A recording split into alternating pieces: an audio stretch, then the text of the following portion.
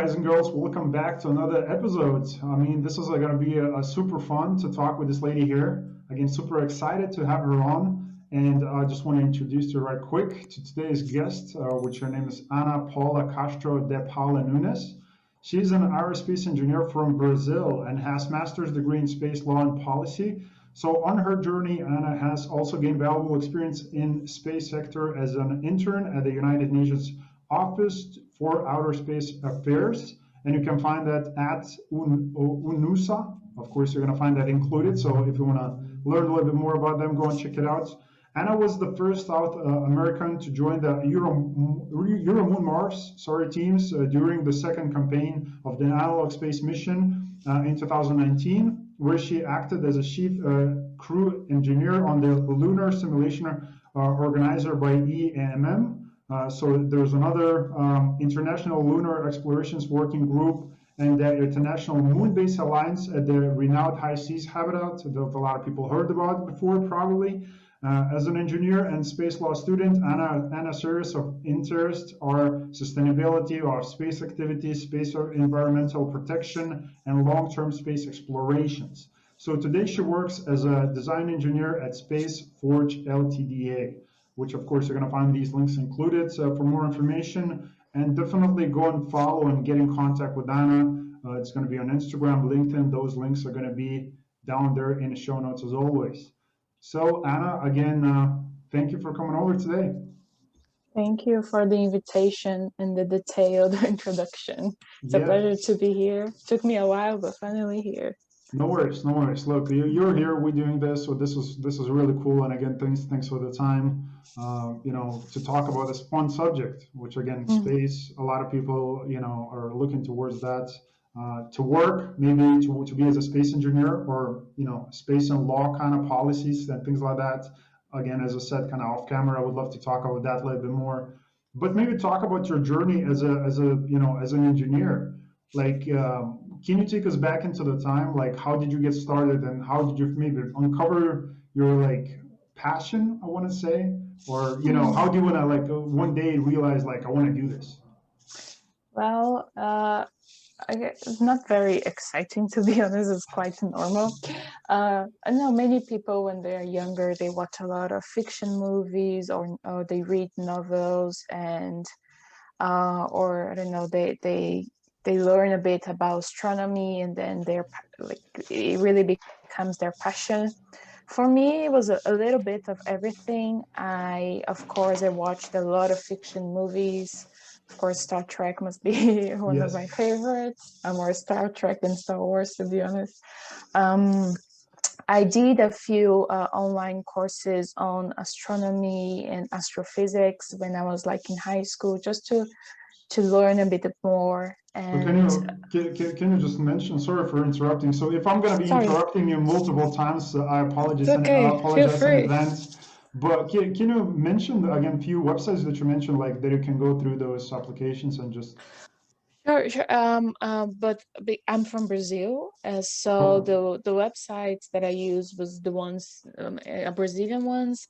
We have a national observatory.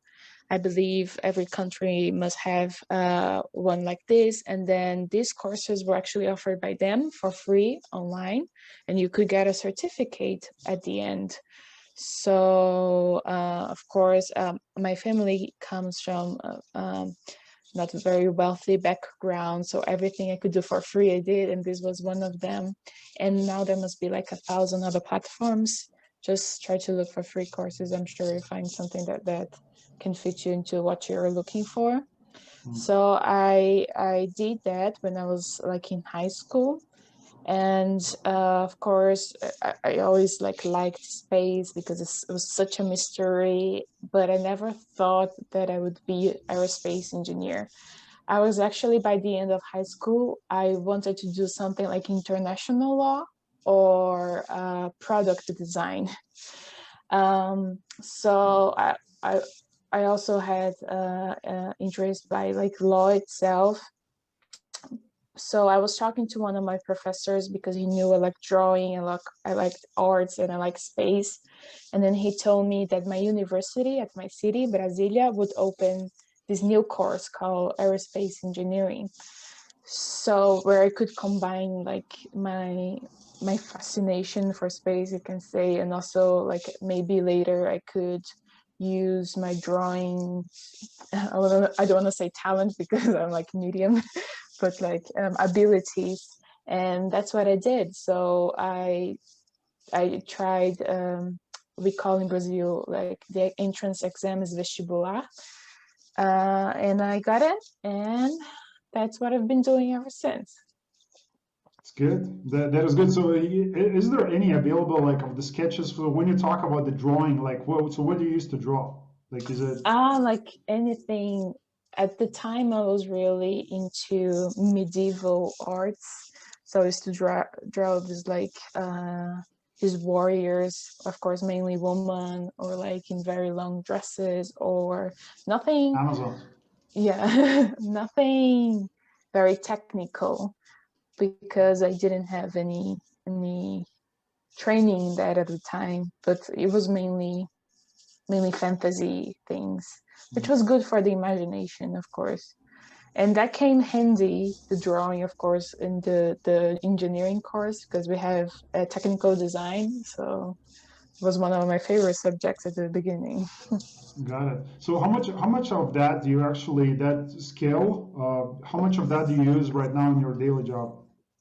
Do you still? Actually, quite a lot, because there are some, my company now, we are developing reusable satellites, and we're trying to come up with some new technology that we need to design from scratch.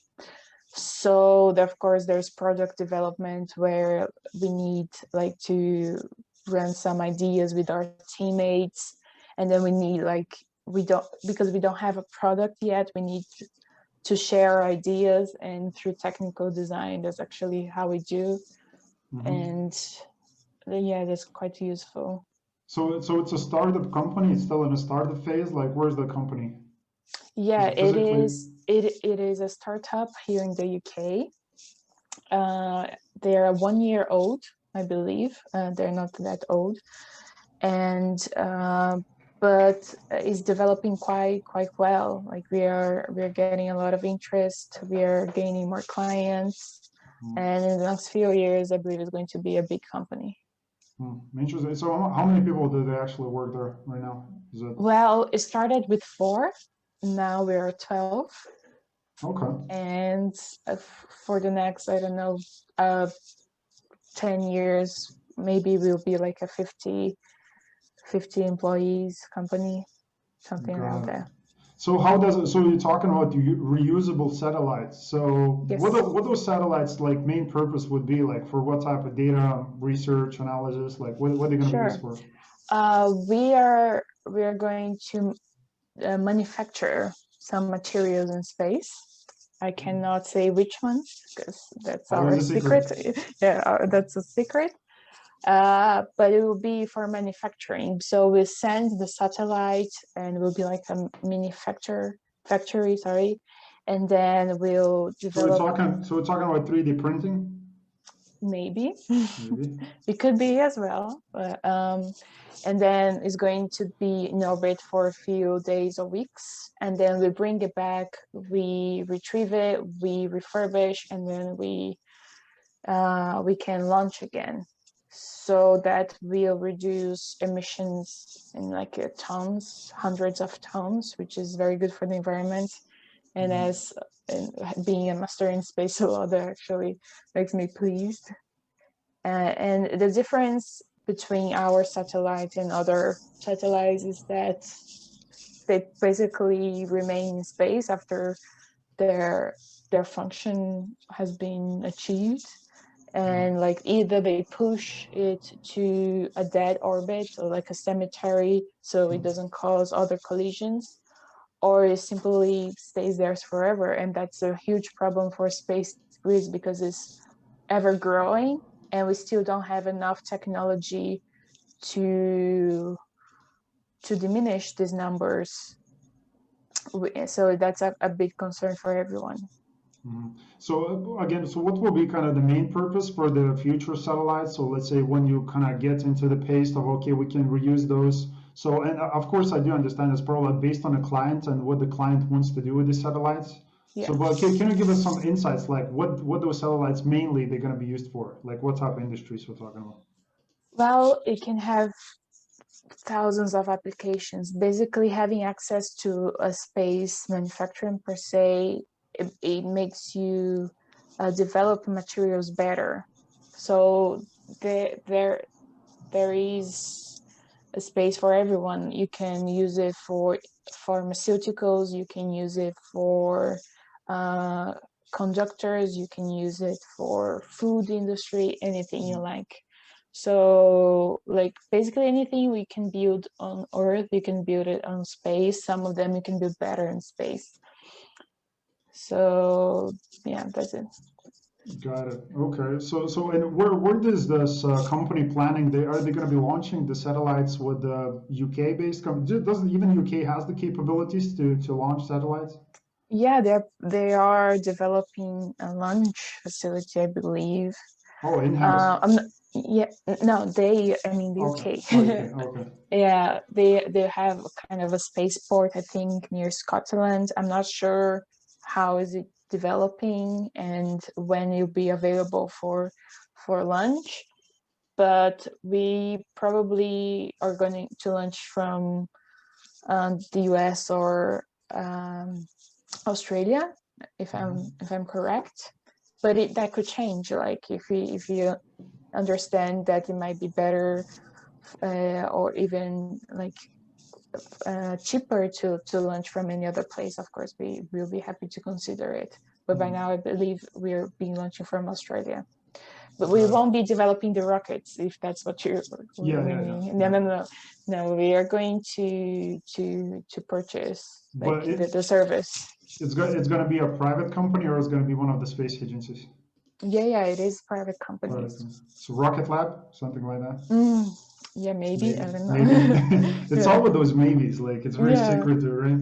Okay, no problem. So can we talk about reusability and like, because a lot of the satellites that we're talking right now, again, that operating once we're talking and thousands of them, they're, the way we think about those is just, again, if they're going to crash, what's the scenario? You're going to burn up in the atmosphere, or they're going to just, again, as I mentioned before, maybe they're going to go to the space cemetery. So kind of three options. So now we're talking about reusable satellites. So how's that reusability is going to come in play? Like, they're going to, like, can you explain the process? Like, how they're going to land back to the Earth? Like, sure. How's that work? Well, just to have an introduction on the topic, one of the reasons why SpaceX now is so popular and so big is because they are like one of the first big industries that are making space more like not available. Sorry, I forgot the word. Reusable. No, not only reusable, but not the space, but accessible. There you go. Yeah. And that is by reducing costs, by creating technologies, again, kind of reusable ones. So before, when you launched a rocket, the only thing you could retrieve of it was the capsule, or maybe not even that. And now they are able to land like everything back again, basically. And the idea is like to put more fuel and then send it up again. And that reduces costs. I don't have the numbers, but like you basically don't have to spend millions developing a whole new rocket, for example. And the same thing goes for satellites. Even though they're quite small, they are worth millions. And we also use a lot of electronics in it, which again has a carbon footprint that is quite considerable. So by reusing it, we can offset hundreds of thousands of equivalent of CO2. And of course, that's good in an environment perspective, but it's also very important in the financial aspect, because you basically like retrieve it and then you put another payload or whatever you want, and then like you can change the whole the whole containings of it, so you can meet the criteria of another client without having to build a new satellite. So that's quite good for the business side of it, of course. And the way it works is basically like a normal satellite. You basically launch it with a rocket, and then it gets into orbit. And of course, it has a little bit of maneuver, so you can go to your desired orbit.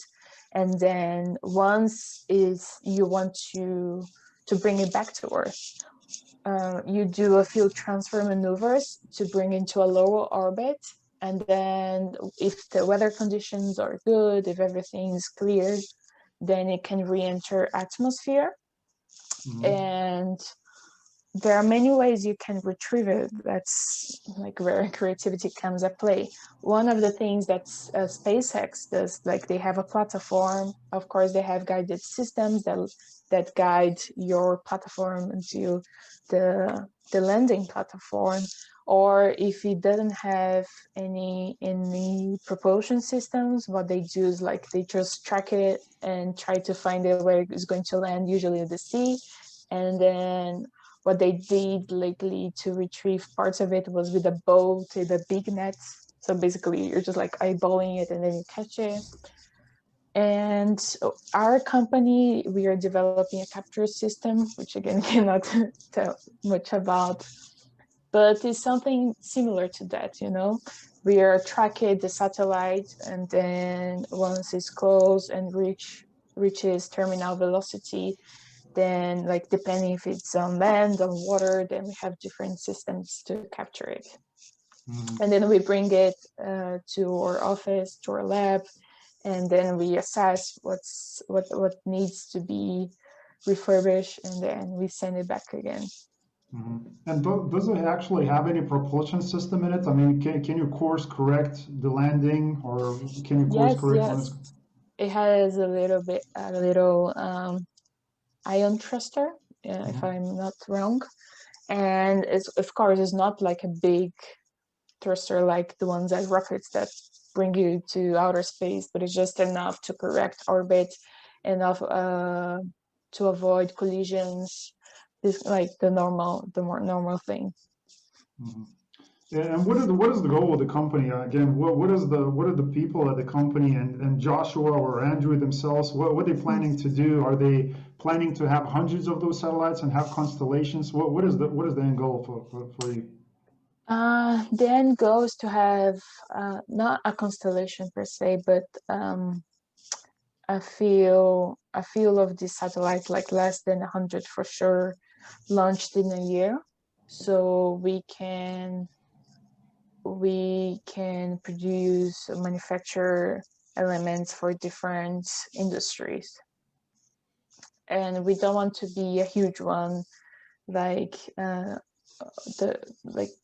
SpaceX constellations, but just enough to meet the requirements that we are seeking, and without, of course, creating more CO2 emissions. That's one of our biggest concerns as a company. We want to be sustainable. We want to have a positive impact on the Earth, not one that actually contributes to global warming. So that's one of the things that I really like about the company, is the sustainability concern of it. So and why is that important? I mean, the CO2 emissions you mentioned a few times, and again, it's part of you being a space environmental, protection, having your attention going there as well. But why is that such an important piece? Well, of course, we are all aware of global warming, and we do need to reach net zero emissions by 2030, right? If I'm not wrong. Otherwise, global warming will be irreversible and will be a disaster for the whole planet. How that can be achieved? Well, there are many ways. On the space sector, that's where we are right now, I believe, is developing sustainable technologies that can offset these amounts that the normal space aviation industry emits. And when you think about space emissions, you have to think about the whole life cycle. That means the extraction of materials that you put into your electronics. Of course, rocket launches, they use propellers that burn fuel, of course, and then, of course, they emit CO2. Of course, logistics, everything emits CO2. But when you develop technologies can be used more than once, because things about space is usually you only use once. Then when you build things that can be reusable, that can offset that amount in a few uses.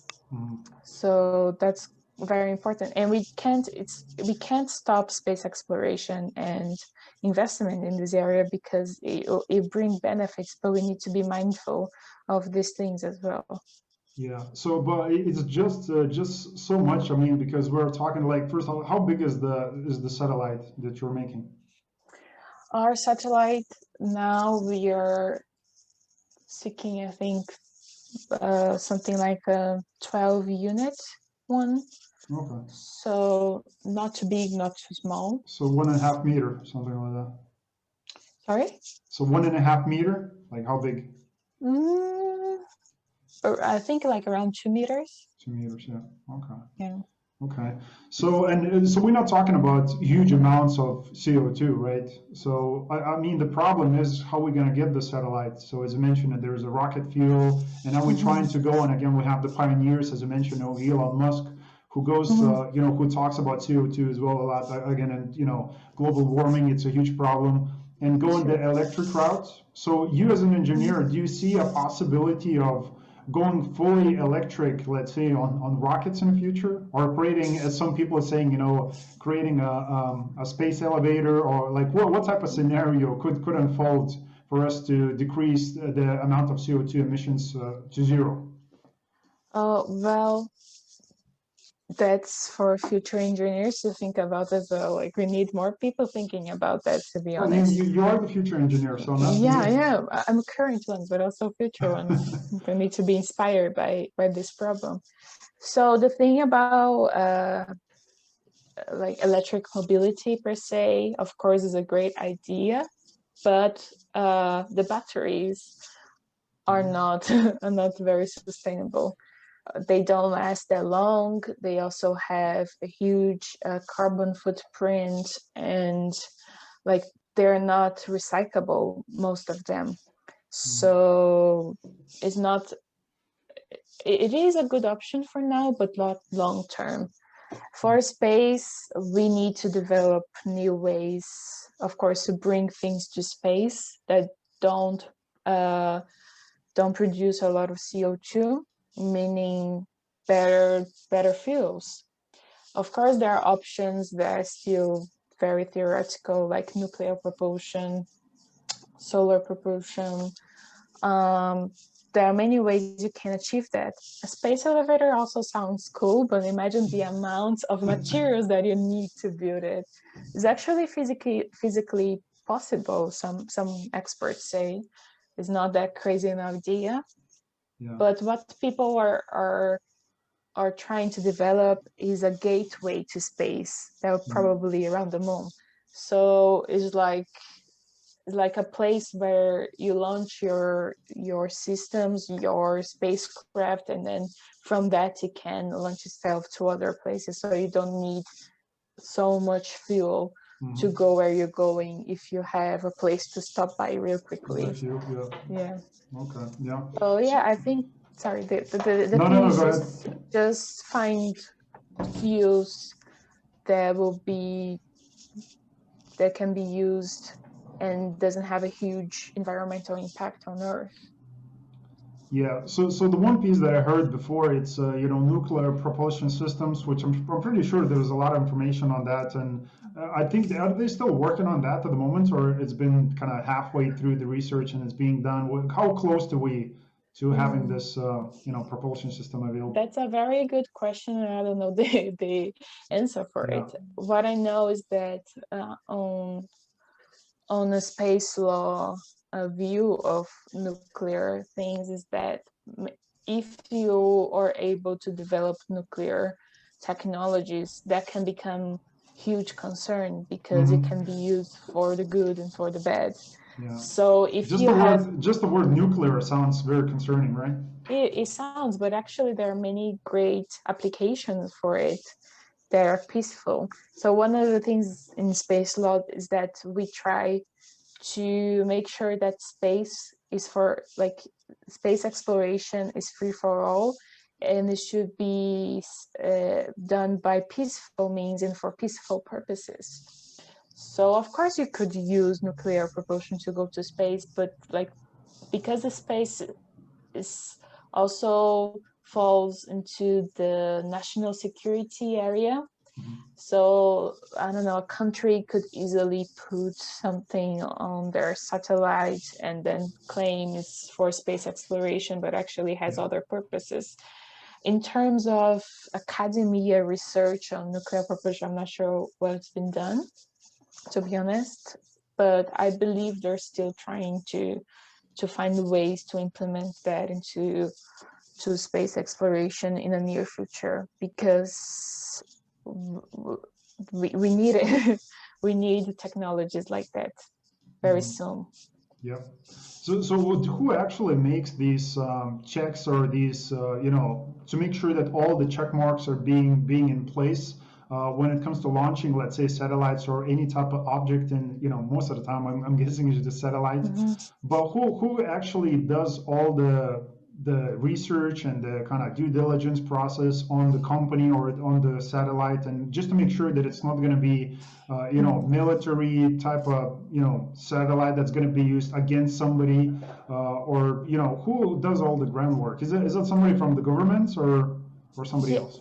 We don't have a space police, right? To look into that. So what happens in space logs is that each country is responsible for their national activities. Oh, okay. So if you say we are UK-based company and then we are doing activity here and then we will launch to space, what we do, we have to register this object on a national level. So usually each country has their own national space agency or something similar to that. And then what the country can do is submit that to the United Nations Office for Outer Space Affairs. They do keep a record of many space objects, and like mainly satellites, of course, that are in orbit, just to have this kind of control. But they cannot ban any type of individual from launching. Maybe so they just have to trust that they're actually doing this for the good cause. Yeah, kind of. Yeah. But the thing is that we have space treaties, which they stipulate this kind of activity. So this thing that I mentioned, where each national is responsible for their own activity, that is actually comes from the Outer Space Treaty from 1967. And most countries have signed it. It's a widely known treaty. And then if a country has signed and ratified this treaty, then they need to obey it. So if you sign a treaty that says that space must be for peaceful purposes, then everything you do on a national level must meet these kind of terms of the treaty. So if you say, oh, if it's military, if it's not for good purposes, then I believe each nation should have this kind of control. But again, if this kind of brings development to your country, like most countries, they allow this kind of launches. So one of the examples I can give, but I don't want to point fingers, of course, is that SpaceX is actually launching thousands of satellites, right, per year. We see that. And that's not very good for an environmental perspective. And we do have some alarming things to notice about this activity, but it's not breaching anything specifically in the Outer Space Treaty, which the United States is a member signatory. So it's kind of tricky, we try to make into a good practice, but of course we don't have a police to reinforce these rules. If you understood me. Yeah, I get it. So the treaty, so the treaty, as you said, it's 1976, the Outer Space 19. Treaty. So we got a document that basically concludes all the information that you're supposed to obey certain rules, and when it comes to launching anything in outer space. So is that treaty? Is it been updated, like up to the date? Because things do change in a space industry, and there's something new will come up, and it's been a long time ago that they put this up. So is there any type of new information been added up because the situation could be different in the future? Well, that's one of some of the main topics, the hot topics on space law, whether we need to update the Outer Space Treaty or not. So no, it has not been updated so far, and it came effective in 1967. So that was like post-Cold War, and the treaty reflects the needs of the time. Yes. So there was a lot of compromise, I might say, mainly from space powers at the time, the Soviet Union, and of course the United States. And the technology has advanced so rapidly in the past few years that they could not predict at the time. So the Outer Space Treaty is quite general, quite broad. Some specialists say it is enough. Other specialists say it's not enough. So because it's very hard to make nations sign a treaty that is related to national security because of space, what the United Nations Office for Outer Space Affairs, they are the institution, the central institution in terms of space law.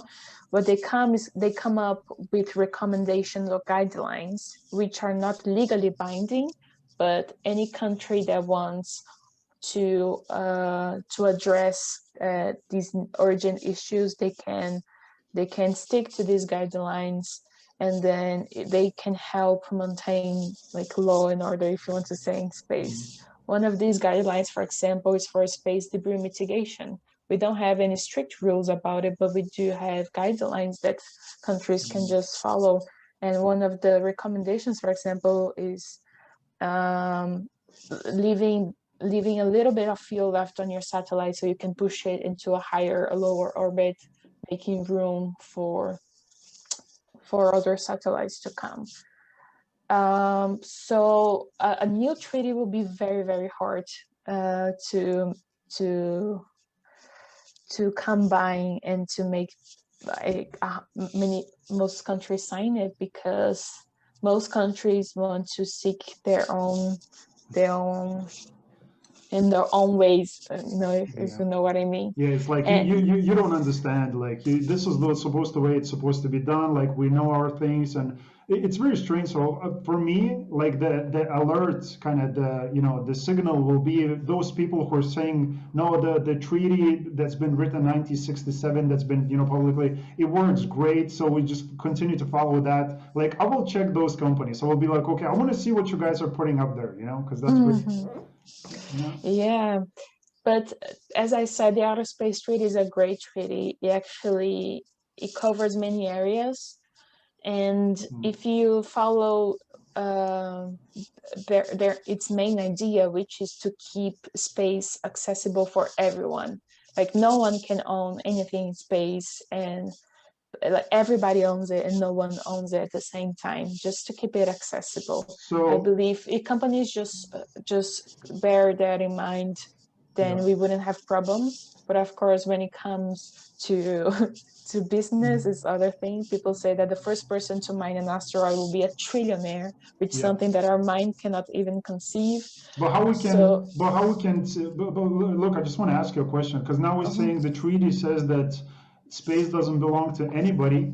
But when we're going to be going to the moon, or when we're going to be going and creating, livable space on Mars, I'm pretty sure there will be some rules and regulations, and somebody will be in charge of that. It's either the country or multiple countries. So how we can take the ownership of something that it's not ours? Yeah, that's the thing. No one can take ownership.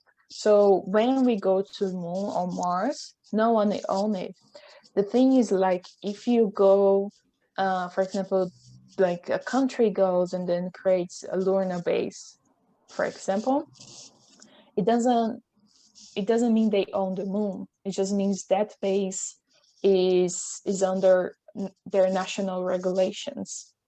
And if you go to Mars, even if you put a flag in there, like, no one will own it. But of course, when But that's it kind of that's kind of what they're trying to express, right? I do understand there is a yes, race.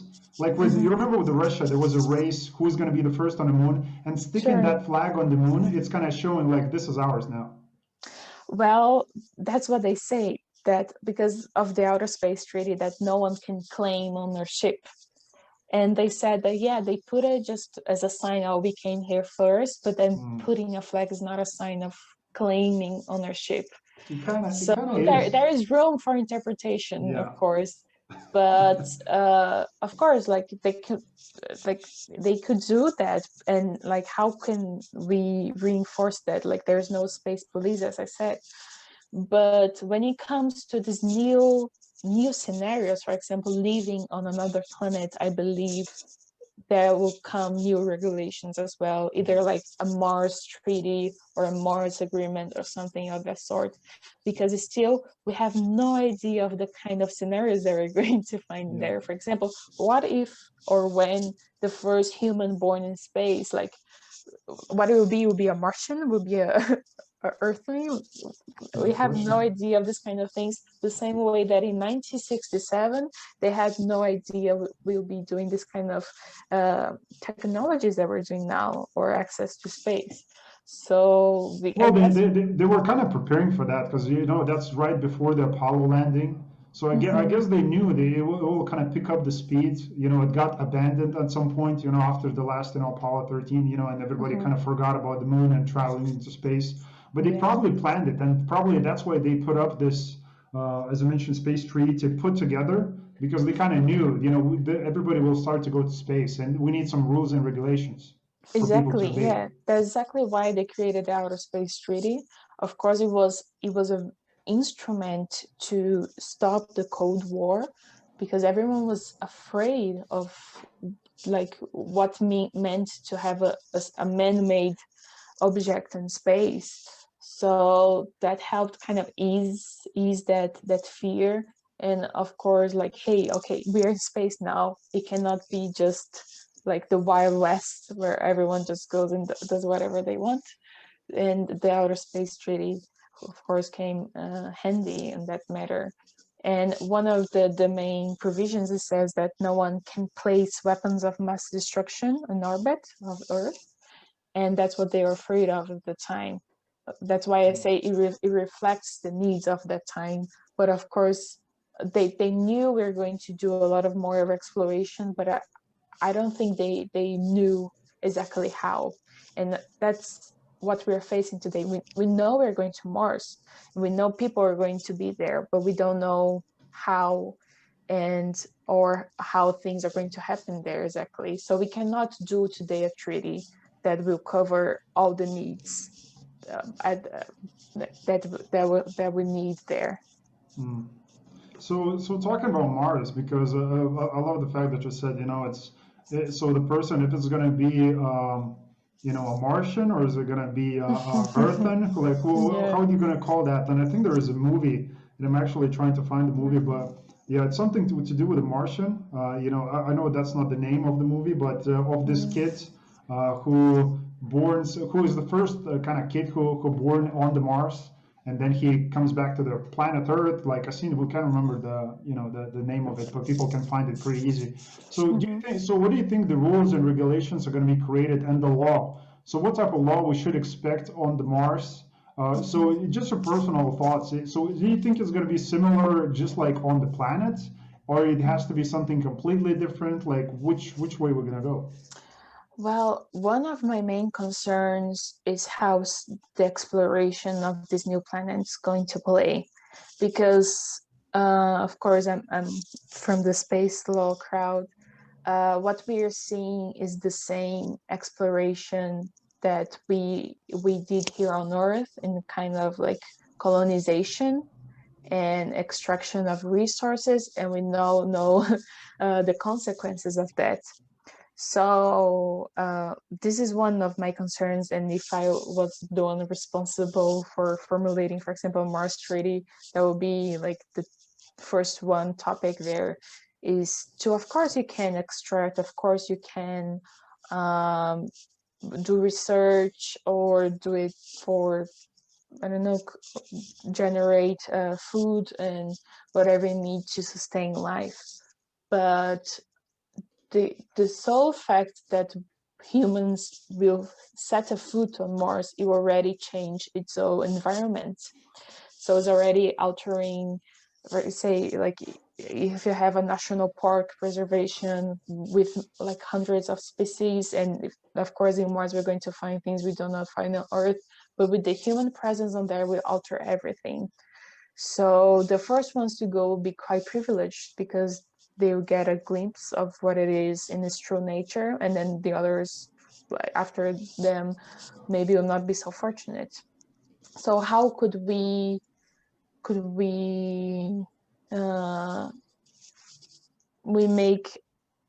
it fair, per se, you know?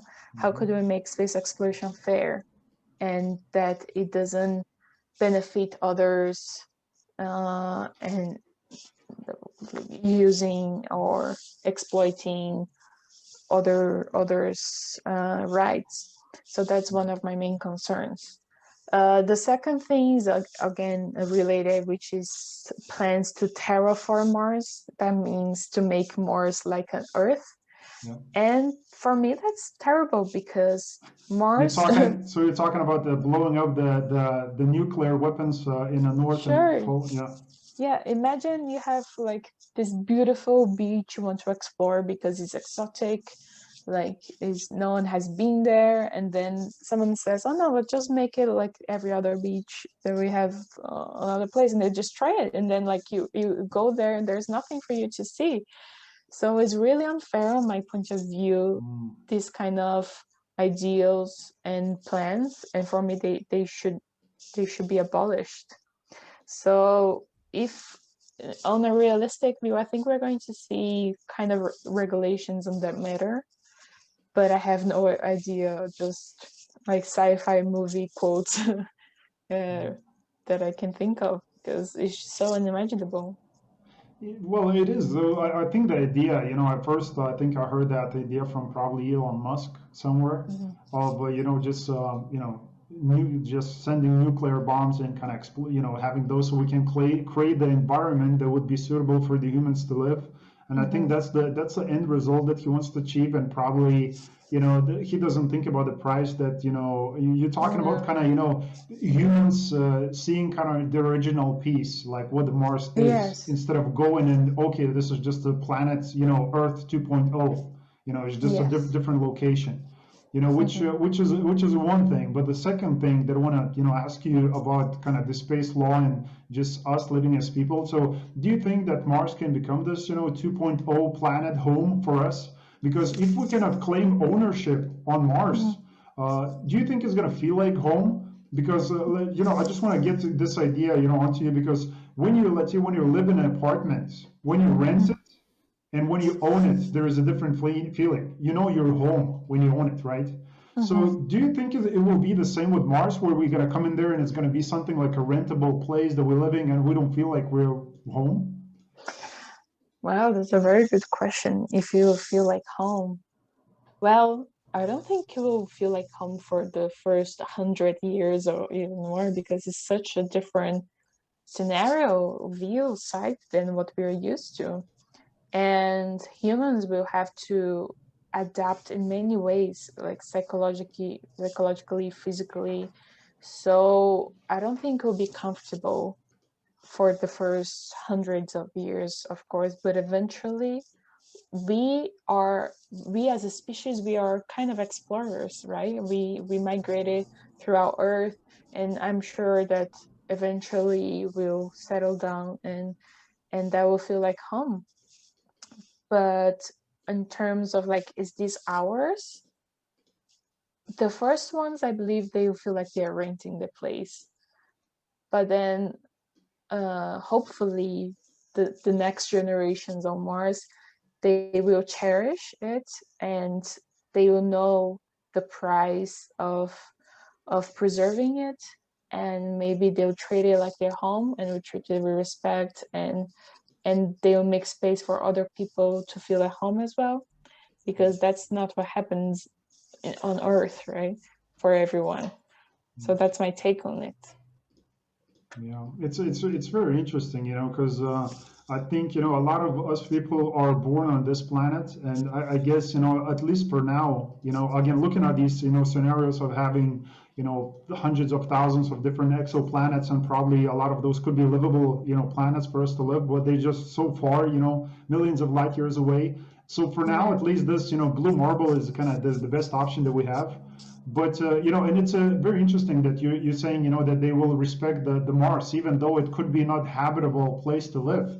Like you're still going to be living kind of in a dome scenario, you know, like where this oxygen always getting supplied. But we will live on this planet, and you know, we can go outside. Well, probably less now, but we can breathe the weather, take the dog for a walk, enjoy the ocean, the lakes, the forests, and things like that. But we don't kind of appreciate it, you know. Yeah, but as I mentioned before, like humans we're adaptable species. So even though now it seems like an odd idea to be living in domes, like if you spend 50 years on it, you kind of get used to it. I guess so. So yeah, but I still pretty like prefer going outside, outdoors, and breathing fresh air.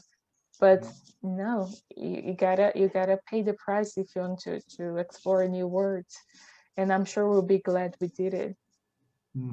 Definitely, it's going to be definitely a different type of breed of people who are going to be just looking at the things different way, you know. Because I talk about, you know, this on this podcast a lot. Instead of having this Earth-like thinking that we have right now, they're going to be having this universal thinking, which they're going to be thinking about Earth. They're going to be thinking about Mars. They're going to be planning, you know, going and living on different planets from Mars. Because I don't think Mars is going to be the kind of the end goal for us as species. They're probably going to be multiple planets at the same time in different places in the universe. So that's really exciting. So besides the space law, like what else do you see right now that is happening again with all these satellites and all these launches that should be a little bit more regulated? Because I had one person on the show, and he has the book. It's called Space is Open for Business, which a lot of people are looking towards those options, and it's really great because I think with space exploration, a lot of innovation that will benefit medicine, a lot of different industries will arise. So it's definitely going to benefit the people. But at the same time, like what do you see that could be again added to the space law that will make the process, you know, smoother or just better?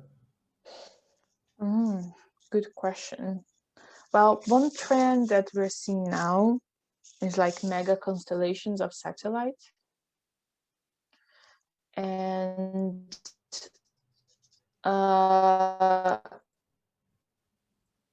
it is a problem in many ways, in a regulatory manner, in environmental manner.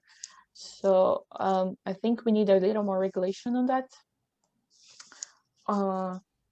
Of course, like there are many benefits, for example, global coverage and free internet for everyone, as Elon Musk is offering. But we as again, like the orbit, especially LEO orbit, is they consider it as a resource because it is very important for numerous numbers of applications, and there is not enough for everyone. So we have some agencies that are doing some regulation on that, kind of trying to ensure that everyone has access to it. But it's still not enough because, as you can see, any big company can just go and launch and take it off. So I believe that we need strict regulations, and that to avoid traffic jam in space and even more space debris. Another thing that is important as well is space mining, as I mentioned. everyone should be able to get a share of it, of course, to do research, to if you want to make money out of it, of course not, but I believe there should be limits. Otherwise, we'll become another race, and it won't be good for anyone, only for the people who are profiting from it. And yeah, that's all I can think of now. Yeah. These two topics. Yeah, so yeah, it's definitely it's a big topic when it comes to law. You know, like the laws are so difficult. It's really difficult to understand, and I think you know, somebody said that, you know, like law's supposed to be really short and direct and easy for people to understand, instead of having these books that you read and you kind of don't understand what they're talking about. So you know, I think something that's easy to understand and digest should be carried to Mars or Moon. So for you, like you've been on analog missions, EuroMoonMars. So can you talk about your personal experience and what type of work or research you did on those missions? Sure. EuroMoonMars is we can say, is a research project, and what we're trying to do is to create research that will facilitate the space exploration. So eventually, when we are going to Mars, when we are going to the moon, or away from Earth, we need to understand how we will behave in those scenarios. And of course, you can also test when it comes to new technologies or devices, whatever that needs to be tested in space. It is very expensive to just send some tryouts, and like if it fails, you lose millions. So analog missions are very important for that reason, because you can kind of simulate what is like being outside of Earth, but on similar conditions here on Earth for a fraction of the price. So what we did during our mission was to investigate lava tubes. Lava tubes are those kind of covered, like these places near volcanoes, that it like generated when the lava goes through it, and then once it dries out, it cools down, then it creates this kind of caves. And of course, when we have planets like Mars and even the moon, they had volcanoes throughout some time in their history, and we know there are many lava tubes on them, and this will be the ideal place to build habitation or bases, because it will protect us from radiation, it will protect us from meteorites or micrometeorites, these kind of things. And also is where many scientists believe we can find proof of life and even water. So for that, we need, like, once you land in this planet, how you get there, how do you organize these lava tubes, how can you reach there, what's the protocol for like generating data to know that this is safe. So we do that during these analog missions. And of course, we also explore psychological factors, like what is it being like to have, like, to be isolated with, we all know that about that now. What is it like to be isolated with like 5 people that is not necessarily your family, they're your teammates, and what are the psychological effects of food, not having fresh food, what are the psychological effects of not breathing fresh air. Everything, it seems very, very easy or simple because we're now on Earth, but once we are actually going to space, these are things that would be very useful to know. For example, now we know that there are some studies that show that a good crew to go to space is not mainly built by engineers or scientists. Like some people are doing research, for example, with a comedian on the team, because like when things get tense, we need a relief system, and we need like crew cohesion, and there are many ways to achieve that. And through analog missions, you can actually test this kind of scenarios. Yeah. So I'm pretty sure those comedians probably got some really good jokes when they came back after the missions also. Yeah, of course. Yeah. So that is awesome. So again, like what do you think is going to happen with the moon? Because this is kind of big topic. Hmm. Again, us going, Artemis. Again, a lot of people looking towards that mission, and Hmm. First Lady in the Moon, of course. So that's a big thing. So, do you think again this is gonna be the way the schedule is, or what do you think and what do you see? I mean, from as kind of as a space and environmentalist and a Hmm. space engineer and just space enthusiast, what do you see could be great things, bad things, difficulties that we could face? Because again, there's a lot of unknowns. Hmm. And I had some people from NASA who are working with Hermes instrument for Lunar Gateway, and Hmm. that person said he's currently engineer at NASA, and he said a lot of the things that they're working on, they've never been done before. So when you walk in that kind of unknown territory, it's really like hard to predict what's going to happen. Of course, there is technology. Probably we're Hmm. using AI to make calculations and things like that, but like, what do you see like this scenario will unfold like? What do you think is going to happen? I have no idea as well. I can only imagine. Yeah. But I know the plans now. There are many plans, not only for the gateway, but to create a village on the moon. I know Bernard Foring, that is our director from EuroMoonMars. He wants to retire on the moon. So Nice. I guess what we're going to see is like efforts towards the moon exploration and settlement, and that brings the same problems as going to Mars, I believe.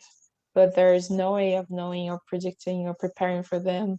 Only hypothetical scenarios. We can only really know once we are there.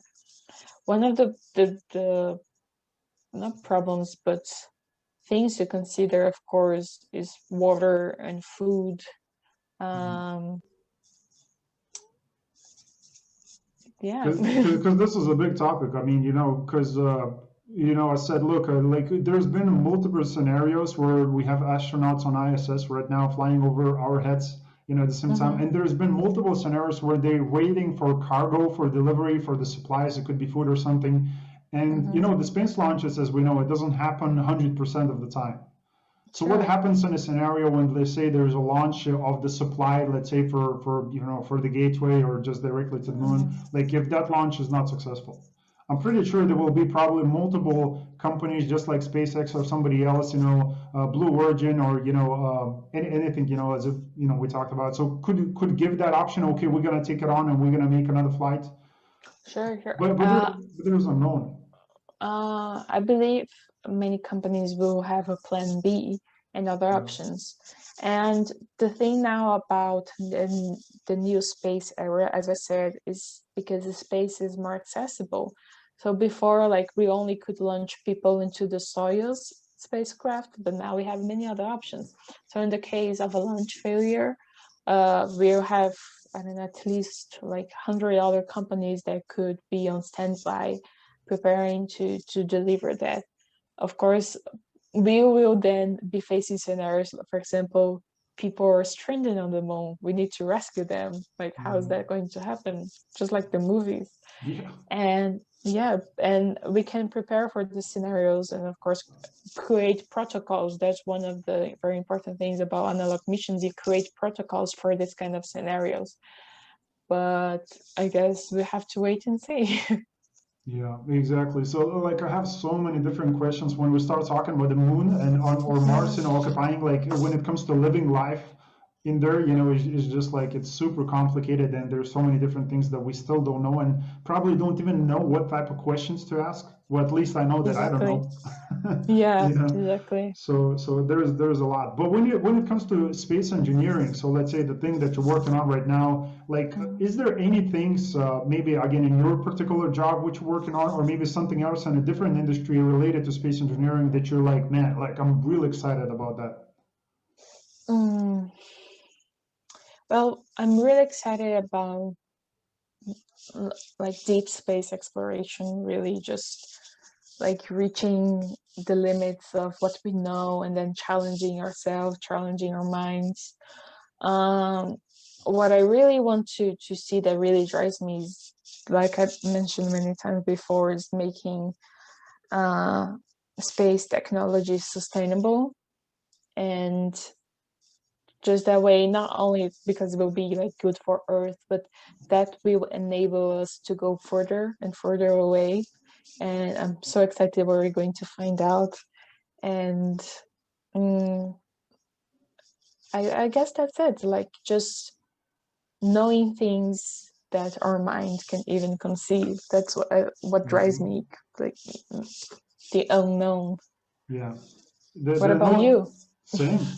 Look. I think YouTube algorithm has been doing a good job for delivering me all these UFO videos, lately.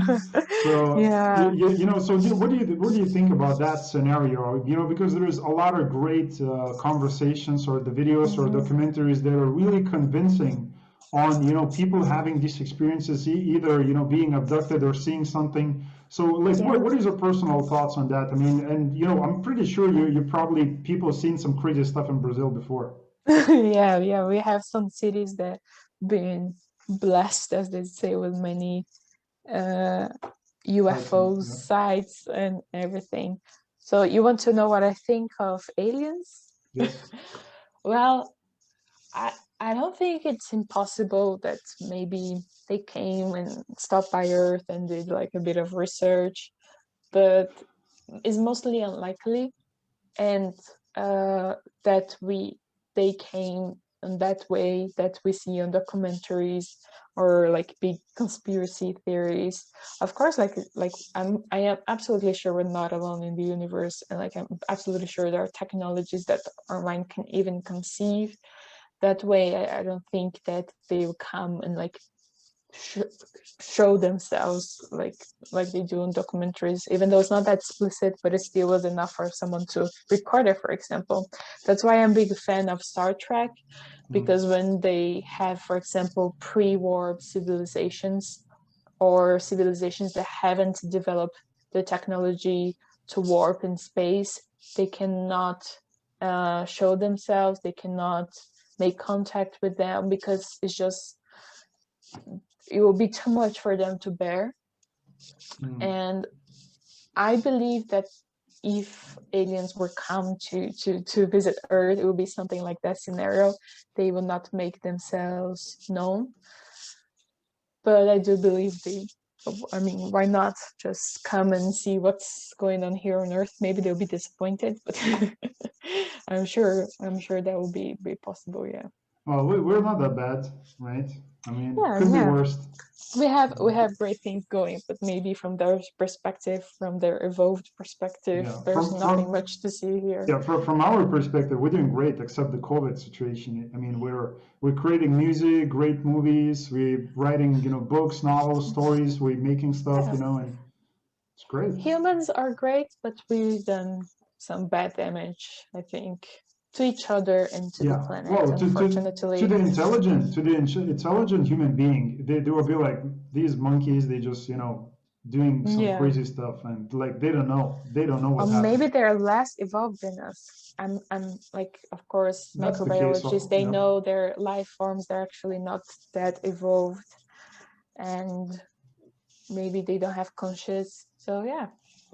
Yeah, but there's definitely could be something there. I mean, it's definitely a big question mark for but it's a very interesting topic. And the funny thing is, maybe not funny, maybe for me it's a little bit funny, that a lot of scientists and people who are involved, they're saying that it could be not, that's not the scenario. We are alone in here. And I remember I followed some people that are really big. They have a big influence on other people, and they're a little bit in the science field as well. And they're like, no, it cannot be, nothing could be, it's not possible. And you kind of believe those people because you understand their authority, and you're kind of okay. So I do believe that, but we definitely have to open up our minds just for the possibility, because there's I mean, the amount of galaxies and the amount of stars, again, just exoplanets, they're being registered on NASA website. You can go and check. They're going to see the amount and there's always probably added some new planets being discovered. So just looking into that, there's a huge chance there's something out there. Again, Yeah, more sure. intelligent, less intelligent, that's a different question. That's why I said I don't think it's impossible, but it's mostly unlikely that it happened in that way that conspiracy theorists they believe it happened. But it's not entirely like impossible. Yeah, we should always be open to the possibility and challenge our mind. Exactly. So look, at the same time, when we're talking and saying, is there something out there? There is people who saying, I've been abducted, or I've seen an UFO myself personally. So again, who's the right? You know, we never know. Yeah. We have to, once I see it for myself, like once I see it, I don't want to see it land, you know, and shake president's hand. I will know that's fake. Like that's fake. Steven Spielberg had to do something with it. Yeah. Like I want to see it just, you know, land, just hover, and just, you know, start talking with us, like, you know, through the mind or something, having these. You know something funny? Once at university, we built a telescope, and with that we could see the moon's craters like pretty in high definition. And I remember being terrified, like, oh my god, if something like pops out of here, I will freak out so much. And like, my hands would be all sweating cold because I would actually be nervous about it, even though it was like unlikely. Just the thought of it made me kind of like, well, what will I do? Like, who do I call? You know, like if there's like little aliens walking on the moon. Exactly. Because we're not ready for it. I don't think we're not ready. I don't think anyone is ready, but then like we adapt. We will learn for sure. Hopefully it won't be hostile. But imagine, well, it definitely would be hostile. I mean, it would change the entire planet. I mean, the planet could end at that point, because imagine the amount of people, and imagine now the religions that people have, and then you find out, okay, there is no God, there is aliens that created us. Like how, like people will go like, you know, that's it. We would implode, I believe. Yeah. Yeah, we must. They have to. That's why I believe like aliens wouldn't just come and show themselves. Yeah. Because if they're more evolved than us, they will understand the limits of civilization and yeah. Yeah, so interesting topic to talk about, right? Very fun. We can kind of open up and just start to dream, and it's awesome. So talking about you mentioned, you know, scholarships and things like that. Again, career opportunities for people. So can you talk about how did you get involved? I mean, with the you know, Space Forge company. How did you come about them, and what type of advice would you give for young engineers who want to be part of the space industry? Sure. Last year, of course, was very rough for many people, and I was of course part of it. Because I'm from Brazil and I was seeking a career abroad, I faced many challenges. Most of them like not being a national from each country. For example, we know that SpaceX only hires Americans, or even like, though Elon Musk is from South Africa, right?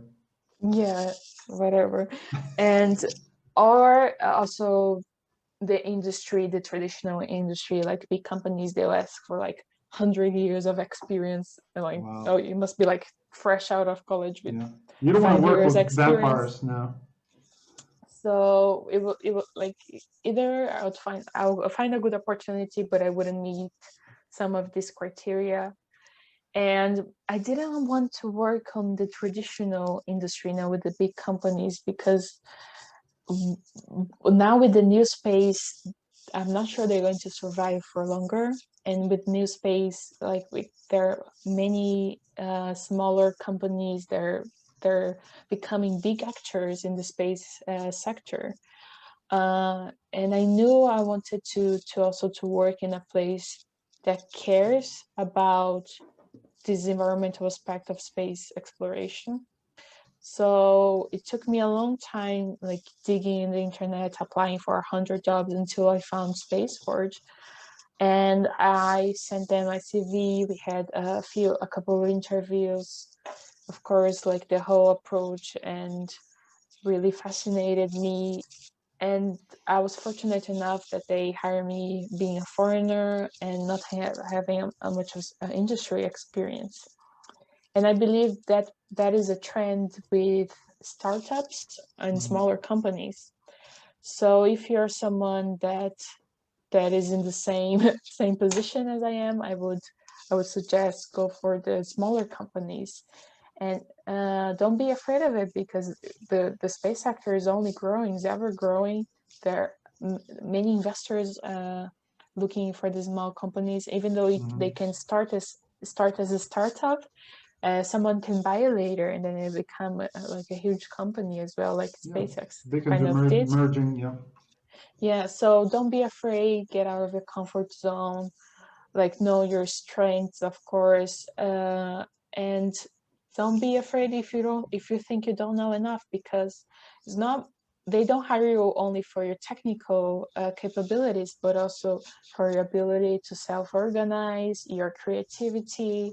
If you bring something fresh to the table, that's also very important. And usually startups, that's what they are looking for.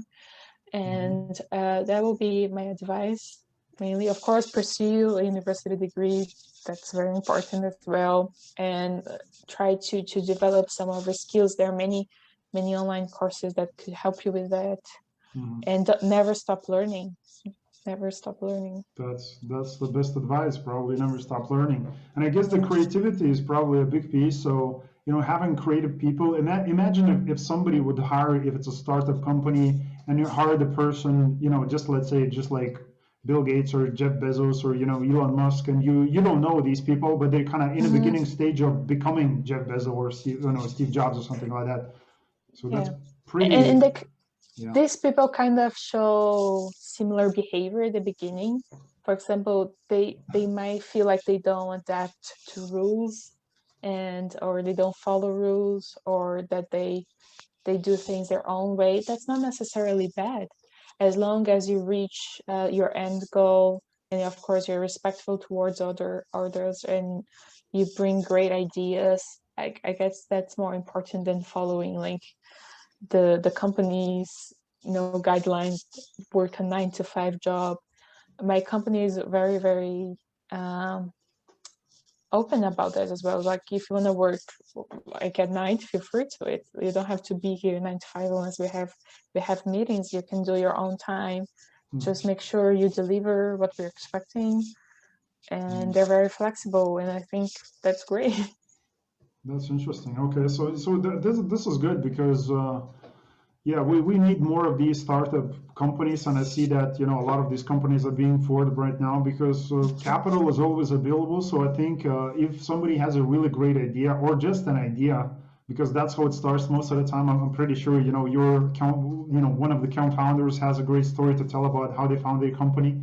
And all these people have the same story. You know, you start with the idea and kind of, okay, let's try this and see where it's going to work. You know, like, look at all these stories, you know, Steve Jobs and things like that. Not everybody will be just like Steve Jobs, because there's a lot of great quotes or videos of, you know, motivation, inspiration. But look, not everybody will be like him, or like just like Elon Musk, because this is one of the billion people, probably one of the billion people. But you can be close, or you can, you know, duplicate, or, you know, systems or ideas or things like that. Because, you know, everything is there. Everything is there, and the technology is definitely helping us to make those leaps.